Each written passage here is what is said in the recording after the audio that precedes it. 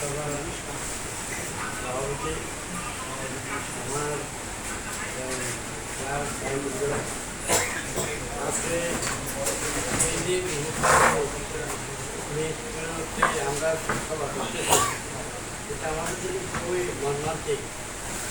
রুহু একজন ভালো মানুষ বলতেই মানি ভালো মানুষ, এ বলে সবসময় সরল আর্থিকভাবে দুর্বল ছিল।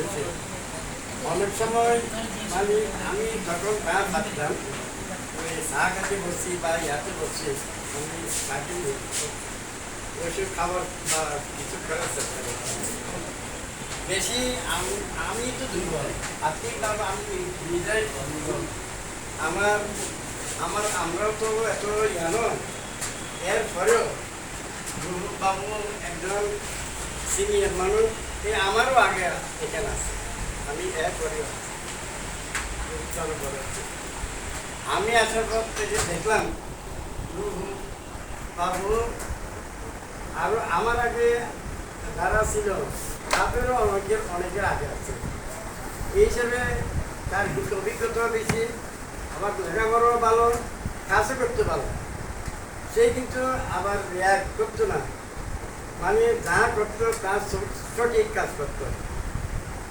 কচুরিভাবে কাউকে ঠকাইয়া কাউকে ইয়া করে মানুষ যা করতে করতো কিন্তু সে প্রতিবন্ধী ছিল বিদায় তার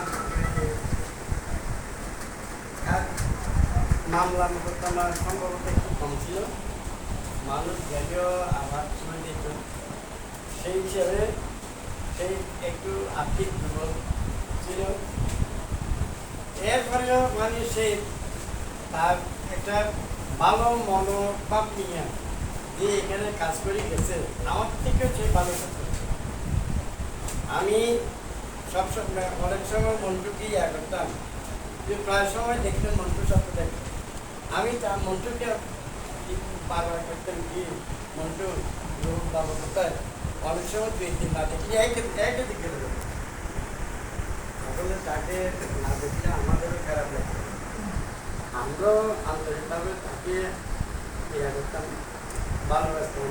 সে আমাদেরও সিনিয়র ছিল, আমাদের থেকে আরো ভালো কাজ করত। সেই হিসেবে রুহুল বাবুর ভুল মন মানসিকটা ওইটা আদর করার বলতে পারে।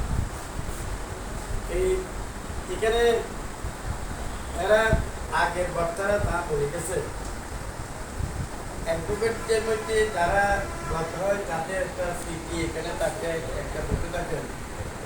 আমারও মনে হয় আমাদেরও যখন একটা অ্যাসোসিয়েট হয়েছি, একটা ইয়ে হয়েছে, একটা অফিস হয়েছে, বলে আমাদেরও আমরা যারা আছি আমরা তো আজকে থাকবো কালকে থাকবো না, ওইটা আমরা তো কেউ বলতে পারবো না। আমরা দুনিয়াতে আছি, আবার চলিয়ে দিতে হবে। সেই হিসেবে আমাদেরও স্মৃতি একটা যদি এখানে কোনো একটা ফটো বা কোনো একটা ইয়া থাকে, তাহলে আমরা তাদেরকে দেখি, ওর ফটোগুলো দেখি, এদিকে স্মরণ করতে হবে। সেই হিসেবে রঘু বাবু চলে গেছে, আমরাও হয়তো একদিন চলে যাব, কখন তাকে জানি না। রঘু বাবুর আত্মার মাঠ কামনা করি আমরা।